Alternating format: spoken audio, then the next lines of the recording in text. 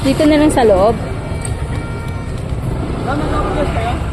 Ito mo lang yung kusina muna. Opisina muna daw. Saan po yun?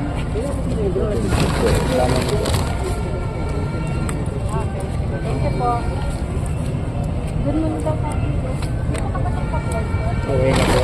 Magandang hapon. Kayo po na lang nila sa ngalan ng Ama, Espiritu Santo. Amen. Ano pa pang yari ng mga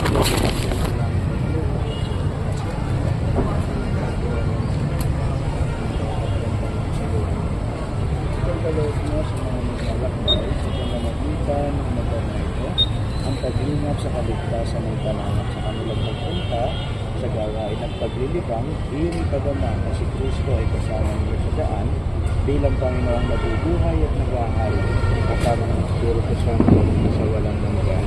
Amen. Luwalhati sa Ama, sa Anak, at sa Espiritu Santo, kapara ng sa unang-una, ngayon at magpakailanman, at magpasawalang hanggan. Amen.